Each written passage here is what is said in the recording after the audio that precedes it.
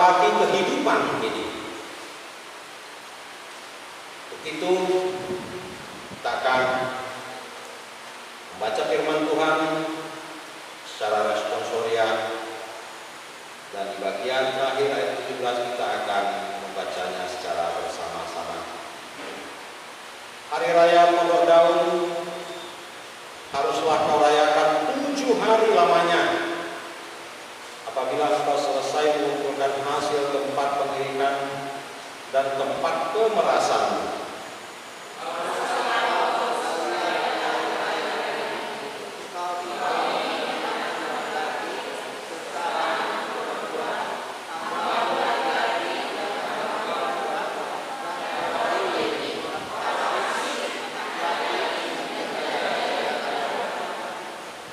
hari lamanya harus engkau mengadakan perayaan bagi Tuhan Allahmu di tempat yang akan dipilih Tuhan, sebab Tuhan Allahmu akan memberkati engkau dalam segala hasil tanahmu dan dalam segala usahamu, sehingga engkau dapat bersukaria dengan sungguh-sungguh.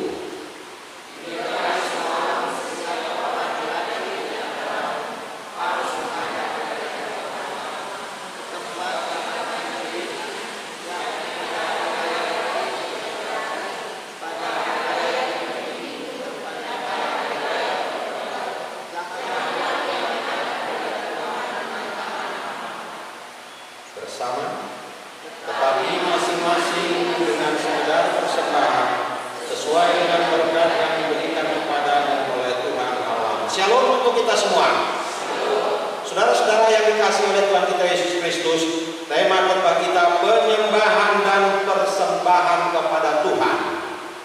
Penyembahan dan persembahan kepada Tuhan. Nah, ini sebuah tema yang merupakan visi GKPI. Itu sudah dimulai sejak tahun 2015 sampai nanti tahun 2030. Nah, lengkapnya dari visi GKPI menjadi penyembahan dan persembahan.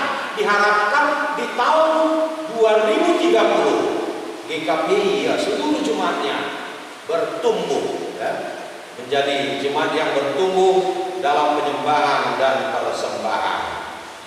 Saudara-saudara, untuk mencapai visi ini, maka ini akan diterapkan lewat panca pelayanan GKPI, panca 5. Dan ini bisa kita lihat di dalam halaman GKPI sebagaimana dituliskan pada halaman yang ke-8. Nah, penyembahan dan persembahan ini dimaksud bersifat internal dan eksternal. Apa artinya? Kalau dikatakan penyembahan dan persembahan bersifat internal, ini berkaitan dengan persekutuan jemaat. Ini berkaitan dengan ibadah. Nah, dalam ibadah itu yang paling urgen, yang penting itu tidak bisa tidak, itu harus ada pemberitaan firman. Nah, dalam ibadah juga ini harus ada sakramen. Nah, oleh sebab itu bicara soal penyembahan dan persembahan, kita kaitkan dengan cara atau situasi internal itu harus berhubungan, menyangkut satu dengan yang lainnya. Penyembahan dan persembahan dalam sebuah ibadah di mana firman diberitakan dengan benar dan sakramen dilayangkan. Nah, penyembahan dan persembahan ini juga harus dikaitkan dengan situasi eksternal. Nah, artinya apa? Nah, ini berkaitan dengan gereja. Dalam bahasa Yunani, gereja ini disebut dengan istilah eklesia. Eklesia ini berarti dipanggil dan diutus di tengah-tengah dunia ini. Dan ini dikenakan kepada seluruh jemaat. Nah, jikalau jemaat dikatakan melakukan penyembahan dan persembahan, maka jemaat juga harus melakukan misi. Misi dimaksud terkait 2 hal. Misi itu berkaitan dengan kesaksian. Dan yang kedua ini berkaitan dengan pelayanan diakoni. Bapak Ibu dan saudara-saudara yang dikasihi oleh Tuhan kita Yesus Kristus, tema khotbah kita juga sangat berkaitan dengan nats kita minggu ini. Apa yang telah kita baca bersama dalam kitab Ulangan pasal 16 ayat 13 hingga ayat yang ke-17. Perihal Hari Raya Pondok Daun yang di dalamnya terdapat penyembahan dan persembahan. Nah, sejenak kita mau berbalik tentang sejarah yang terjadi dalam perjanjian lama, bahwa umat Yahudi, ya, orang-orang Israel dalam perjanjian lama ini memiliki hari besar dalam kehidupan mereka. Setidaknya 3 hal. Yang pertama itu Paskah. Ya. Paskah ini apa? Paskah ini memperingati umat Israel ketika mereka keluar dari tanah Mesir. Lalu Paskah ini berkembang dalam situasi jemaat mula-mula, ini kemudian diperluas lagi Paskah, lalu dibuat menjadi peringatan akan kebangkitan Tuhan kita Yesus Kristus. Nah, yang kedua, dalam perayaan umat Yahudi, orang-orang Israel, itu perayaan yang terjadi 7 minggu setelah Paskah. Inilah yang disebut dengan Pentakosta. Pentakosta ini memperingati hasil panen gandum dalam kehidupan mereka. Dan kemudian Pentakosta ini dalam kehidupan umat Kristen ini ya mengalami perubahan. Pentakosta kita tahu itu memperingati apa? Memperingati turunnya Roh Kudus. Penta 50. Hari yang ke-50 kita memperingati ya hari turunnya Roh Kudus. Dan yang ketiga, ini perayaan Pondok Daun. Perayaan Pondok Daun. Ini sebuah perayaan dalam kehidupan umat Yahudi atau umat Israel. Hari raya ini merupakan peringatan akan pengembaraan mereka di ya, padang gurunnya, di Gunung Sinai. Ketika mereka keluar dari Mesir, mereka melakukan perjalanan yang sangat-sangat panjang, penuh dengan tantangan dan cobaan. Kita ketahui berapa lama mereka melakukan perjalanan hingga boleh memasuki tanah Kanaan. 40 tahun lamanya. Lalu saya boleh bayangkan dengan kita sekarang, kita berada dalam situasi yang sulit, pandemi COVID-19 sudah berapa lama? Kira-kira 4 juga ya. Tapi 4 apa? 4 bulan loh kira-kira. Tapi kalau umat Israel 40 tahun. Nah, sekalipun mereka mengalami kesulitan selama 40 tahun ini, Tuhan tidak membiarkan mereka. Tuhan menjaga mereka. Sama seperti ya, Tuhan juga menjaga kehidupan jemaat ya, GKP Jemaat Khusus Gria Matu. Benar apa yang dikatakan oleh Abang Sekretaris. Ya, itu setiap malam saya tak perlu lupa untuk berdoa buat jemaat kita. Dalam doa saya intinya, Tuhan jangan pernah Engkau membiarkan satu orang pun dari jemaatmu. Tuhan harus tetap memelihara kehidupan jemaat Tuhan. Ketika seorang bertelepon kepada saya, "Aman, tolong mendoakan apa yang didoakan." Sekarang bagian dari keluarga di rumah sakit, wah, saya ingin besok tapi sepertinya tidak mungkin. Ini merupakan sesuatu yang menyesakkan juga. Lalu apa yang dilakukan? Doa. Berdoa memohon kepada Tuhan. Nah, umat Israel juga melakukan hal yang sama. Mereka juga dekat dengan Tuhan, meminta kepada Tuhan. Namun dalam kehidupan mereka seringnya jatuh bangun. Penyertaan yang bisa kita lihat dalam kehidupan umat Israel. Ya, misalnya dalam menapaki kehidupan mereka dituntun oleh Tuhan Allah. Kalau pada siang hari dengan tiang apa? Ya, dengan tiang awan. Pada malam hari dengan tiang api. Nah, ketika mereka akan melewati melintasi laut Mediterania, ini boleh dikatakan istilahnya maju tenang, mundur tenang. Mereka mau terus maju tapi di depan mereka ada laut. Kalau mereka kalau mundur, ya di belakang ada serdadu yang menghasutkan putra Mesir yang siap akan menghabisi kehidupan mereka. Tapi mujizat Tuhan terjadi hanya dengan suatu tongkat Musa mengumpulkannya, lalu laut terbelah. Lalu sungut-sungut juga menjadi bagian daripada kehidupan umat Israel. Mungkin sama dengan kehidupan kita sekarang ini ya. Ada nggak sungut-sungut kira-kira kemungkinan dalam kehidupan kita? Ibu-ibu keluar. Kira-kira bersungut-sungut nggak? Kalau ngajari anak-anak gimana kira-kira? Kalau perusahaannya mulai berputar-putar, bagaimana kira-kira? Banyak masalah ya, banyak kesulitan. Tapi yakin dan percaya, sampai sekarang ya nyatanya kita masih bisa menjalaninya. Sekalipun kesulitan itu begitu luar biasa, begitu juga umat Israel. Ya Musa, apakah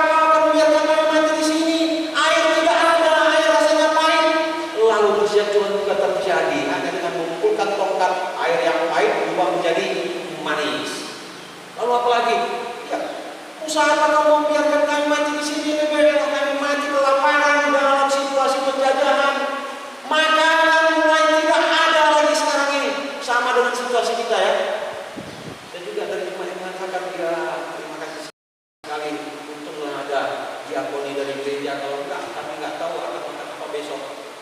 Umat Israel juga mengalami hal yang sama. Lalu Tuhan mengirimkan makanan langsung dari langit berupa manna dan apa, daging buyung, dan banyak lagi penyertaan ketika mereka menghadapi bangsa-bangsa lain. Bapak Ibu dan saudara-saudara yang dikasihi oleh Tuhan kita Yesus Kristus. Nah, inilah yang dihadapi oleh umat Israel ketika mereka melangkah untuk memasuki tanah Kanaan. Dan di dalam perayaan Hari Raya Pondok Daun, di sini juga harus dilakukan persiapan. Tidak langsung merayakan begitu aja. Nah, sama seperti kita saat sekarang ini ketika kita akan melaksanakan ibadah pertama, persiapan dilakukan sedemikian rupa. Antara lain kita bisa melihat juga seperti foto di depan, itu termasuk persiapan juga. Diposting juga di WA. Persiapan dilakukan seperti yang kita lihat sekarang, indah juga bagus sekali. Kita juga harus berterima kasih kepada penatua, kepada mampu juga yang meminta dan orang-orang yang terlibat di dalamnya dalam rangka mempersiapkan semuanya ini, termasuk dengan Bung Sirai. Diatur persiapan sebelum merayakan Hari Raya Pondok Daun, juga dilakukan persiapan. Mereka harus membuat semacam kemah sementara. Tiap daripada kemah ini tiga. Dan kemah ini harus dibuat sedemikian kokoh supaya tahan terhadap hembusan angin. Lalu atapnya itu katanya dibuat terakhir. Dan atap ini dibuat dari ranting-ranting atau dedaunan-dedaunan. Dan atapnya ini juga nggak boleh seperti atap gereja kita ini. Ini kan rapat. Kalau ada yang longgar begitu, dia akan turun basah. Ini tidak, memang dirancang harus itu nggak boleh rapat supaya apa? Supaya mereka juga mungkin pada malam hari bisa melihat bintang seperti itu. Pada siang hari mungkin cahaya supaya bisa masuk, mungkin seperti itu. Nah, ini dirancang sedemikian rupa. Bapak Ibu dan saudara-saudara yang dikasihi oleh Tuhan kita Yesus Kristus, pada waktu berlangsungnya Hari Raya Pondok Daun ini lamanya 1 minggu, mereka harus berada di dalam pondok itu. Mereka menyembah Tuhan. Mereka juga membawa persembahan. Oleh sebab itu saya katakan, bahwa nats khotbah kita ini sangat erat kaitannya dengan tema kita, penyembahan dan persembahan. Bapak Ibu, untuk nats kita ini saya teringat khotbah yang disampaikan oleh guru sekolah minggu lalu tanggal 12. Itu temanya itu apa berkat? Ibadah yang sejati diambil dari Roma 12 ayat 1 mempersembahkan waktu tubuh sebagai persembahan yang hidup seperti itu. Nah, guru sekolah minggu waktu itu menjelaskan kepada sekolah minggu, saya pikir berkesan sekali, luar biasa juga pemikiran dalam hal itu. Apa yang dia katakan? Bahwa persembahan itu tidak hanya berupa uang atau sidua ini apa? Bisa ada buah-buahan, tumbuh-tumbuhan, minuman dan sebagainya. Persembahan tidak hanya ini. Nah, ini juga boleh dikatakan merupakan pesta raya pondok Hari Raya Pondok Daun. Di Jawa juga dilakukan. Untuk istilah Siwa mereka katakan Hari Raya Ungu. Ini membawa hasil pertanian untuk dipersembahkan kepada Tuhan. Tetapi persembahan juga menyangkut diri kita, tubuh kita, hati kita. Itu sebabnya pada waktu berdirinya gereja ini dikatakan ada banyak orang yang mempersembahkan dirinya, datang lalu membentuk sebuah persekutuan komunitas Kristen yang bernama GKPI.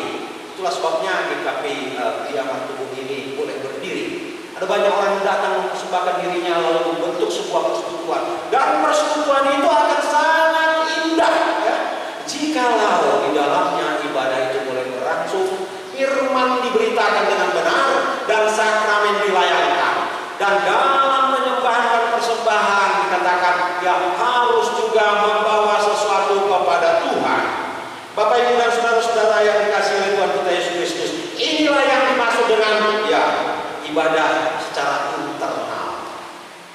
Ibadah secara internal. Lalu kita melangkah untuk masuk ke istilah ibadah secara eksternal, di mana gereja eklesia yang dipanggil ke dalam dunia ini untuk melakukan kesaksian, misi, melakukan kesaksian dan melakukan diakoni. Bapak Ibu dan saudara-saudara yang dikasihi oleh Tuhan kita Yesus Kristus, dalam bacaan kita tadi ayat yang ke-14 sekali lagi saya bacakan kepada kita. Haruslah engkau bersukaria pada hari rayamu itu, engkau ini dan anakmu laki-laki, serta anakmu perempuan, hambamu laki-laki dan hambamu perempuan, dan orang Lewi, orang asing, anak yatim dan janda yang di dalam tempatmu. Ya, ketika melakukan hari pertama ini, orang-orang harus tunda. Orang-orang boleh dikatakan di kaum marginal. Kaum marginal di kaum pinggiran yang kadang-kala tak diperhitungkan. Ya, anak yatim piatu, janda, orang-orang yang ya mungkin kalau situasi kita termasuklah kita sekarang ini yang terdampak pandemi COVID-19 ini, yang kesulitan. Ini diundang, harus diundang dan harus diberi makan, harus dilayani. Pelayanan diakoni harus sampai kepada mereka. Ini dia. Dan ini juga ya harus dilakukan sesuai dengan aturan-peraturan juga. Itu aturan-peraturannya di mana? Kita boleh membaca apa yang tertulis pada ayat yang ke-17. Di sana dikatakan, tetapi masing-masing dengan sekedar persembahan sesuai dengan berkat yang diberikan kepadamu oleh Tuhan Allah. Sesuai dengan berkat, artinya yang menerima berkat besar banyak, berikanlah banyak juga. Yang menerima sedikit, ya berikanlah sedikit juga. Yang mungkin sekarang ini tidak lagi bisa memberikan persembahan, lalu persembahan apa yang kita berikan? Kalau kita tidak bisa lagi memberikan uang, apa yang kita bisa persembahkan kepada Tuhan? Serahkanlah hidupmu kepada Tuhan, serahkanlah dirimu kepada Tuhan, persembahkanlah dirimu kepada Tuhan. Bapak Ibu dan saudara-saudara yang dikasihi oleh Tuhan kita Yesus Kristus, ada orang yang mengatakan begini, ya seseorang itu menjadi kaya kalau dia juga kaya dalam memberi, kaya dalam berbagi. Orang itu gak bisa dikatakan kaya kalau dia pelit, itu mungkin kira-kira ya. Orang itu bisa dikatakan kaya kalau dia juga kaya dalam memberi, memperhatikan sesamanya. Itu dia. Ini yang harus kita lakukan. Saya juga bangga dengan gereja kita sudah 3 kali ya melakukan. Ya sekalipun itu tidak seberapa mungkin nilainya. Ya melakukan pelayanan diakoni. Dan ini juga sudah dirancang. Tetap berharap bahwa pelayanan diakoni yang ke-4 ini juga harus kita laksanakan. Dan jika mungkin ini kepada seluruh jemaat ini akan menerima diakoni. Amin. Nah, untuk ini memang kita harus melakukan hal yang sama seperti yang dilakukan oleh orang-orang Yahudi juga, yang memiliki berkat yang besar juga memberikan ya pelayanan diakoni dengan jumlah yang besar juga. Ini bagaimana caranya? Nah, coba kita gumuli dalam kehidupan kita masing-masing. Ya, kira-kira berkat-berkat apa yang telah kita terima dari Tuhan? Ya, saya harus katakan banyak yang terdampak seperti dalam doa. Banyak sekali, yakin itu. Yang putus pekerjaan juga banyak. Yang tak tahu lagi membuat apa dalam kehidupannya. Ya, seolah-olah ya. Tapi yakin dan percaya, Tuhan tidak pernah membiarkan kehidupan orang-orang yang percaya. Kalau dalam tata ibadah kita, itu nomor 18. Ya, lagu ini, tetap ini saya cantumkan di sini. Ya ada 1-2 kali dia berubah. Isona hubungan Tuhan itu pernah saya buat itu dan yang lain. Nah lagu ini apa dikatakan di sini? Boleh kita nyanyikan dulu bersama. Tuhan betapa banyaknya berkat yang Kau beri.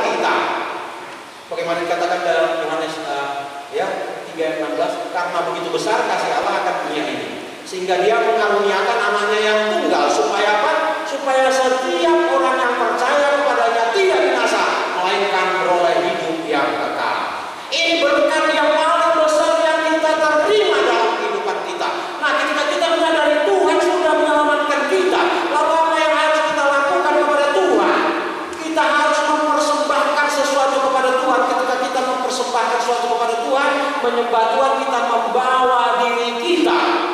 Nah, ketika kita membawa diri kita kepada Tuhan, kita harus membawanya dengan penuh kesadaran. Kita harus membawanya dengan penuh sukacita. Dan diingatkan kepada kita bagaimana kita bisa berbagi. Ketika kita akan berbagi, di sanalah kebersamaan itu akan terjadi. Bapak Ibu dan saudara-saudara yang dikasihi oleh Tuhan kita Yesus Kristus, mengakhiri renungan khotbah kita pada hari ini. Ada sebuah cerita, satu keluarga, ya, sang bapak luar biasa pekerjaannya, penghasilan juga besar, istrinya juga bekerja, ya, bisnis luar biasa juga pemasukan dari situ. Tapi Pak juga memang peduli terhadap orang-orang lain, terutama orang sekitarnya. Ada satu keluarga yang dia lihat, ya memang kesulitan dalam ekonomi. Dia melihat, ya anaknya sepertinya nggak sekolah lagi. Seperti itu. Seperti dia ditanya kenapa nggak sekolah? Kata mama nggak usah dulu, tunggu ada uang. Mungkin seperti itu ceritanya. Lalu bapak berpikir, wah ini harus sekolah, ini harus sekolah. Dia pun setiap hari di rumahnya sebelum makan itu dia terus ya. Sebelum menyantap makanan dia berdoa bersama dengan keluarga anaknya. Tuhan berkatilah makanan kami. Tuhan Engkau juga kiranya melimpahkan berkat untuk tetangga kami agar anaknya boleh kembali sekolah seperti anak kami di rumah ini, di tempat ini. Terus dia berdoa memohon kepada Tuhan agar Tuhan yang memberkati keluarga itu sehingga anaknya boleh sekolah. Nah, suatu ketika anaknya akan pergi sekolah, lalu dia katakan kepada bapaknya, Pak, tolonglah Pak, apa itu, ambilkan sepatuku. Ya bapaknya juga, ya namanya seorang bapak yang baik, dia ambilkan. Pak, pasangkan ada situ. Lalu orang tuanya juga, ya pasangkan. Lalu lagi permintaannya dengan anak, ya Pak, ambilkan tasku. Ketika itu dikatakan, bapaknya mulai juga, ya tensi juga naiklah kan. Apa begitu? Sebenarnya kau juga kan bisa melakukannya. Kau juga punya tangan, kau punya ini.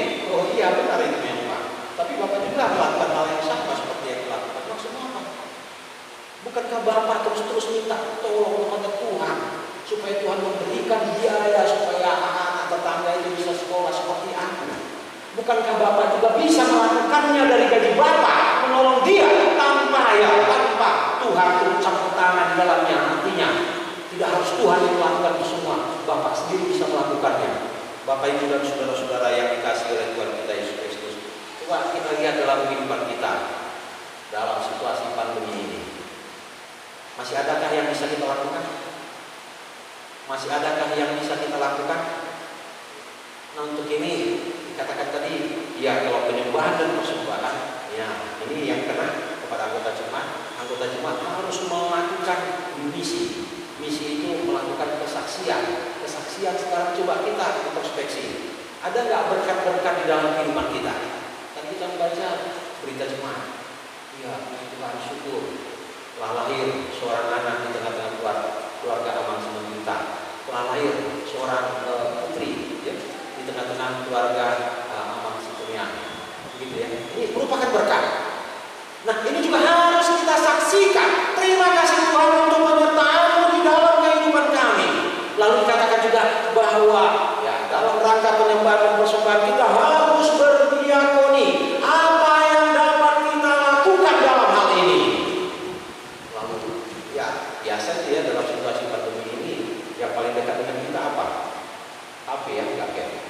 Saya juga ya termasuk itu letak-letik. Lalu saya menyapa, ya selamat pagi waktu Indonesia, saya katakan kepada salah satu jemaat yang ada di California. Selamat pagi Om Pendeta, luar biasa sekarang kau jual tempe tahu, jual tempe, saya katakan, iya Om Pendeta. Apa kau yang membuat sendiri? Tidak. Ada orang yang membuat, aku hanya memposting dan menjualnya. Ya syukur, puji syukur Om Pendeta. Ya ternyata banyak juga pembeli. Sebab ya bapaknya anak sudah tak kerja lagi. Tidak hanya yang di Indonesia, di luar negeri juga tidak lagi. Juga kena PHK. Lalu saya katakan, ya syukurlah. Ya ini di masa ini tak banyak yang terkena situasi yang sangat-sangat sulit. Lalu apa yang dilakukan? Ya coba memberikan diakoni. Ya boleh nggak? Kami ikut juga berdiakoni. Dia katakan, ya boleh. Kenapa tidak? Lalu dia kirimkan 700.000. Nah ini puji Tuhan.